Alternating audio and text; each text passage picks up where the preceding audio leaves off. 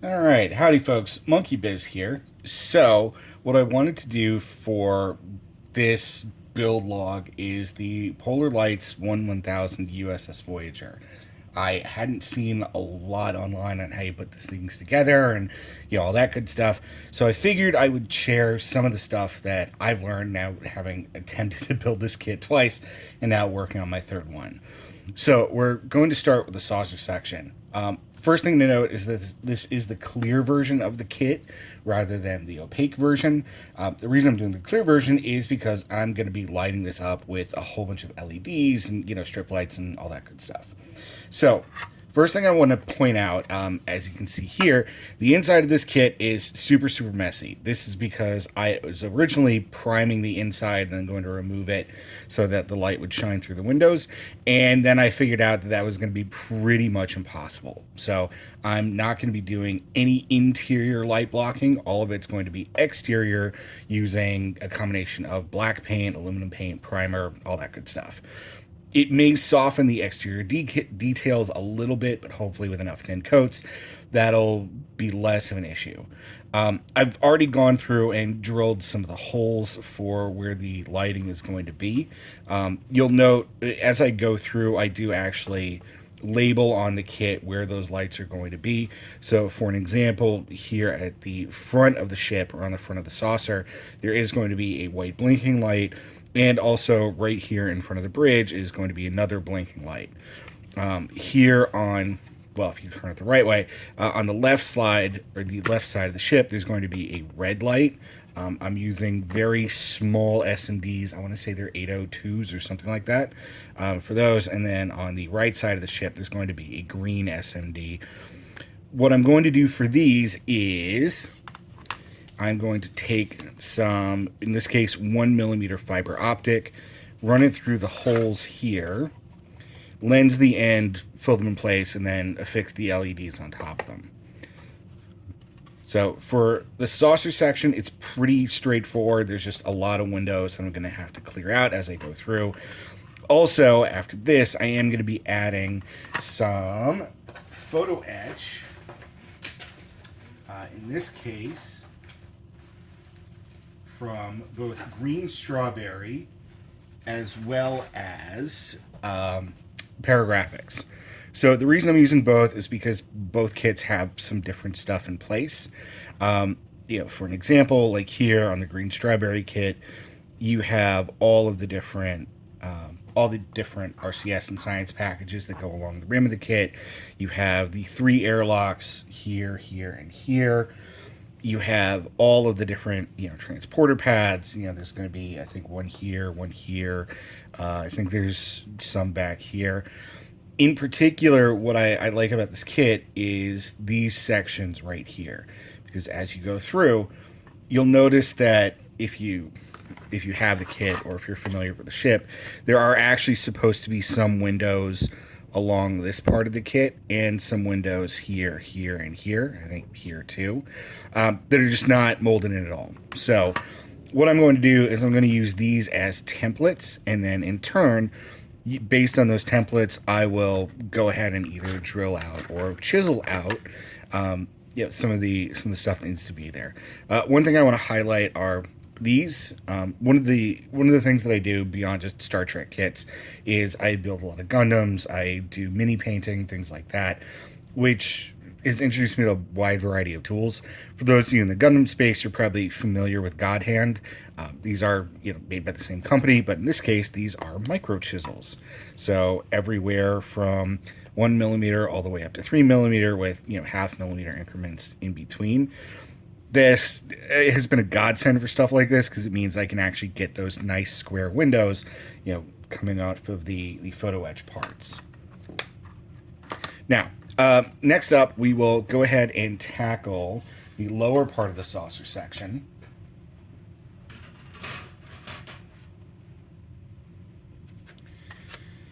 So for the lower part of the saucer section, again, I did something similar, but in this case, because there's just fewer windows here, I don't have to worry about it as much. But, you can see you got windows here, here, here, here, here, yeah. And then on the actual saucer itself, red on the left, green on the right, white up front, and then there's nothing else here.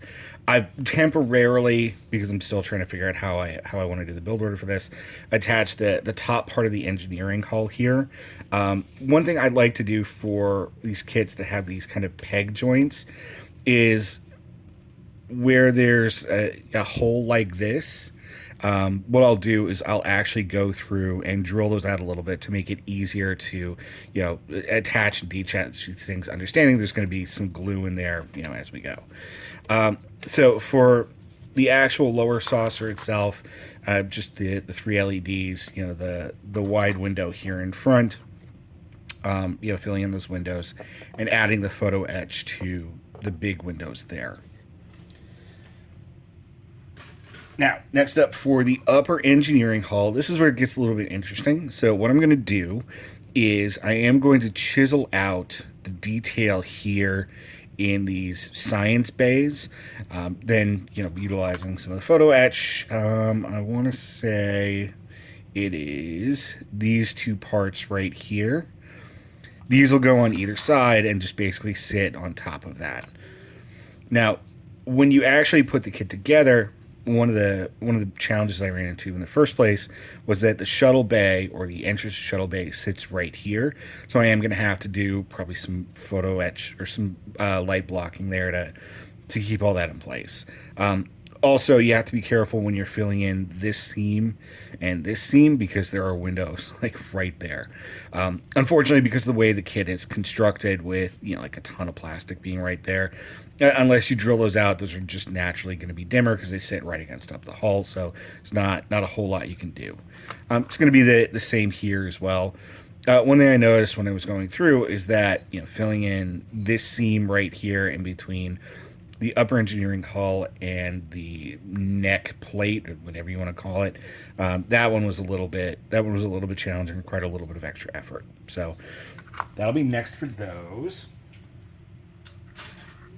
Next up, I have the saucer, or sorry, not the saucer, the deflector piece. So there are going to be some transparent parts that go here and there.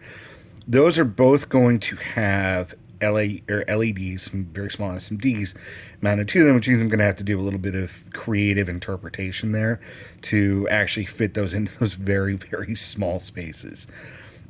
Also, because of the way this sits, there's going to need to be like a little bit of filler here, and then once I actually attach it to the hull, I'll have to fill in gaps along the outside.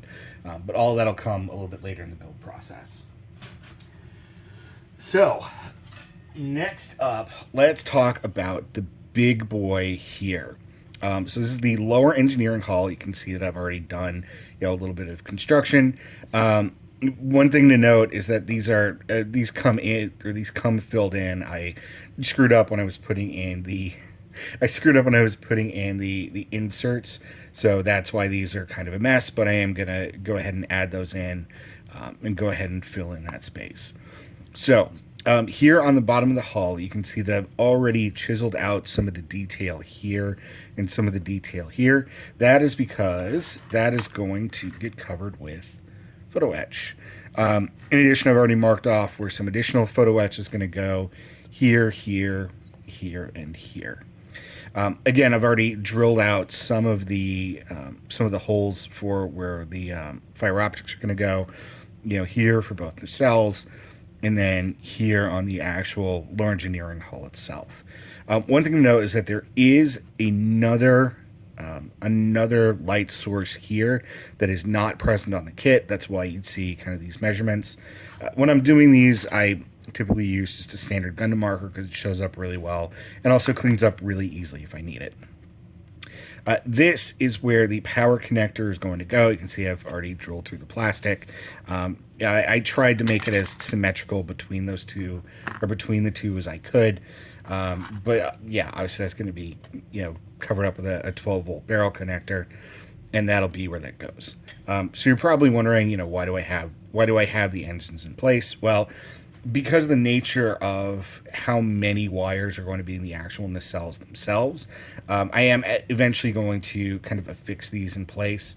So they're kind of temporary, as you can see, for the time being, until I actually can carve through all this and get all of that glued together. So for the engines, there's going to be a blue LED strip here, green here on the bottom and on the upper part as well. And then there's going to be a red LED here for the sard collectors. So again, here on the bottom, green, white, green, white here. And then there's going to be another set of LEDs here, blue LEDs for the deflector. On the other side, red LED here, red LED here, blue strip LED here. One thing to note, I'll see if I can make this a little bit clearer, is that when you drill out the light sources on the bottom and the top, they actually go right through the pegs. So I've gone ahead and cleared out the pegs on the top and the bottom to make it a little bit easier to put those LEDs in place. I still have some cleanup work to do here, but that's the basic idea. Also, there are the impulse engines here and here. Those are going to get some LEDs of their own. And then there are going to be, I think it's impulse intakes on the top part for both engines that'll sit like right about here and right about here on the upper piece, which I'll show in just a minute. So all told, you'll have for each engine, let's see here, 1, 2, 3, 4, 5, 6 different LEDs just for this section. Then you have to run all those wires through this in a very small space in order to get to the rest of the ship. So, speaking of what the rest of the ship looks like, so I'll go ahead and just kind of lay these out.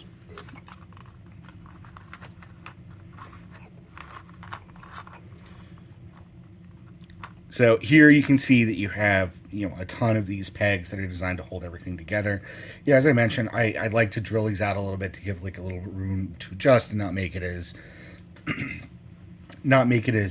challenging to move stuff around if I need to. Like I said, here on the top, you've got, the drill holes for the lights, that'll go here. Getting these parts, the Bussard cover snapped into place is a little bit of a challenge last time, but certainly something that can be done. And then here, and here are where some very tiny parts are going to go. Those are going to be kind of those forward-facing, some of those forward-facing impulse engine, I guess, intakes or whatever they are. That'll kind of slide in that spot. I will have to remove the pegs here, but it's fine. I'm just going to secure the impulse with glue anyway. And then that's where the actual SMDs will sit. So, in terms of what I'm going to be using to actually light this up, because I think I mentioned that this is my third time building the kit. I actually got as far on my last kit of actually getting everything sealed up. I didn't like the way that parts of it had come together, and then ended up basically tearing everything apart and ending up with a big box of LEDs. So, let's talk through the LEDs. First, I'm using Vallejo paints for all of this. The FS colors and the ship details come from some of the original builders of the physical model of Voyager. The thing is that there's a big difference between what this thing looks like on screen versus what it looks like in person. So I'm trying to hew closer to what it looks like on screen. Some of these are my interpretations based on, my monitor calibration and stuff like that, but just something that I'm kind of working on for each of those areas. Next up, I am going to be using Aztec Dummy decals. Aztec Dummy is great. Some fitment issues every here and there, but nothing I haven't dealt with before. Of course, Aztec sends along these great panels showing, hey, this is exactly how you put everything together. Now, next up is a big stack of paperwork. A lot of this is actually from, no, that's photo etch. A lot of this is actually from the original Revell kit, which had some very detailed instructions on, what specific panels are supposed to be painted what color and why, and, all of that good stuff. So these are really great paint references that I'm keeping around because, well, yeah, they're really good paint references. Let's see here. Anything else? Oh yeah. I typically do take notes on this stuff as I go. So you know what means what, like what those translate to, you know, what are the original colors and all that good stuff. All right. So next, photo etch. Um, so one thing I want to highlight. This is from the Paragraphic kit. This is what cost me the first kit originally. The idea that there's this photo etch part that sits like right here or like right here. I could never I could never figure it out. And basically I was just kind of in a position of drilling out like a whole bunch of the windows.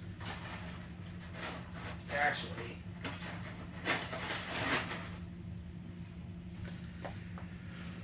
so this is what it ended up looking like, and honestly, I could never figure out exactly what it was that Paragraphics wanted me to do here. So yeah, into the junk drawer. But for the most part, you know, Paragraphics is great. They do make a great product. It's just sometimes what's requested or you know what's asked for from a construction perspective doesn't necessarily make a whole lot of sense. So yeah, you know, this is what I'll be going through or using as you know part of my guidelines. Here is some extra stuff from the Revell paperwork. Here's the actual Paragraphics sheet itself. One thing I am going to do with these is I am going to anneal them once I'm you know kind of done doing everything together. That'll make them a little more ductile, a little bit easier to kind of work with and to put in place. So next up, lighting. You can obviously see a lot of the lights and stuff that I'm using here. I do use Tenna controls for a lot of my kits. Yeah, Tenna does fantastic work. This is the wiring diagram for you know how all of this works together. For my kit in particular, I do take notes as I go. So in this case, from the actual chip itself, that would be this one. For the actual chip itself, coming off of the actual board. Red does absolutely nothing, which is why I trimmed it short. Black is my neutral. Yellow is for solid lighting. White here is for the LED strips. Uh, Green is for more solid lighting. And then blue is for strobes. Now, the way that Tenet sets up their wiring diagrams is helpful, but honestly, most of the time I end up customizing it in some degree. So I end up creating my own diagram. This is basically what it looks like. I'm a bit of a nerd, so I actually put this together in Photoshop. Here, I'll see if I can get that centered and kind of walk through it. So first off, the whole thing runs off 12 volt DC power that goes directly into the main circuit board. From the 12 volt DC power, I do need to run a positive lead over to like all of the LED strips. So in this case, I prefer to use either two section or one section LED strips rather than you know big long strips. Just because I feel like it gives me a little bit more control on where stuff has to be. So for the LED strips, there is one for the deflector, one each for the nacelle grills. Those are all blue. I have a strip for the shuttle bay, strip for lower hull left and right, mid hull left and right, one for the neck, one for the upper saucer left, right, and center, one for the lower saucer left, mid back, mid front, and mid right. So all of those will kind of run together, and then there'll be the gray neutral wire back to the main control board. Now, for the main circuit board, this is the blue wire. This will be running the shuttle nav whites and the bottom hull and upper saucer and front saucer navs. So basically, all of my white LEDs are going to be hooked up to that. This is actually a goof on. It's actually a goof on my part. I did not realize that you could not mix red and green LEDs when I was putting this together. So I basically had to divide this in half, and now all the red LEDs are going to be on the same circuit, which I think is going to be yellow, and then all of the green LEDs are going to be on green. Or actually, they may end up being on different circuits. Whatever it is, point is you can't mix red and green LEDs. I guess because of a frequency thing. So I'll have to rework this a little bit. That was something I learned on my last trip. So for the static LEDs, left and right basards, these are all going to be red. Photon front, photon rear, impulse, impulse, and big and small left and right, and all those go back to the main control board. So that's kind of how I'm going to be wiring this thing up. So all told, because I don't think the number actually changes, I mean, it's something like 20 odd LEDs and a dozen odd strips. So here's more documentation, the actual instruction sheet for the kit. Green strawberry decal information. More decals information. Paint masks. Actually, this was full. So for the actual paint masks themselves, I originally tried this with and I know this looks like a sheet of black vinyl, but this has all been, cut to size more or less. Honestly, it took me forever to put all these in place. So I think for this one, I'll just end up scratching them out, ironically using either this tool or a toothpick. Where I think the great part of Aztec's product comes in are the actual decals, or not the decals, the masks themselves, more or less cut to fit. A couple of areas will need some adjustment, but we'll make applying and then painting the base coat a lot easier. Okay, more Aztec dummy stuff. So these are, this is the back of the decal sheet, but yeah. So now, in terms of the actual lights and circuit board and everything themselves, this is what I pulled out of the old kit.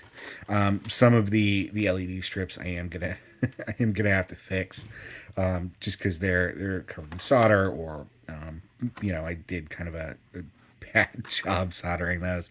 But hey, that's okay. I did have to attach a few of these together with some ungainly shrink wrap, but hey, that's the way it goes.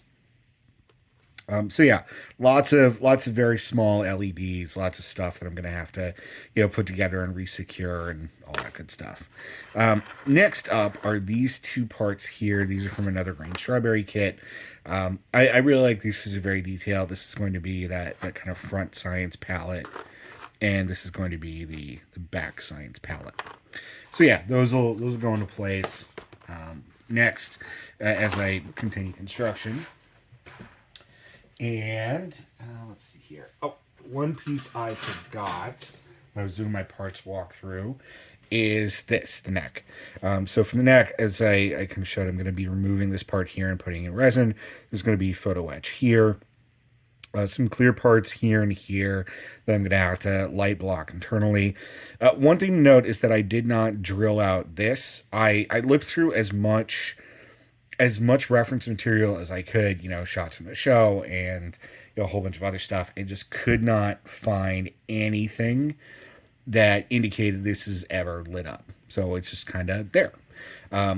One thing that I was kind of miffed about is they didn't actually pull or bring in any of the panel lines here, because there is a decal that goes on top of it that I'm going to have to paint match to, and that's just going to be, not looking forward to that, but well, whatever. It is what it is. So yeah. Similar to my other stuff, because these parts are already in place, they're going to be clear. I can just mark these as red, and that's where they'll go. I am going to have to do something about this, because it does kind of interfere with this part. But yeah, that's the basics. So yeah, that's kind of where I'm at the moment. Next will be putting in the fiber optics, and then after that will be, installing the lighting, and then, at that point, hopefully getting some of the transparent parts set up before I go ahead, seal it up, put down, then actually I'll go through, do the light blocking base coat, make sure there aren't any leaks or anything, then go ahead, seal it up, do the actual full color base coat, or some of the detail colors first, and then the actual main base coat. So yeah, Thanks for watching. I hope this is helpful, and I'm looking forward to showing you guys how things go.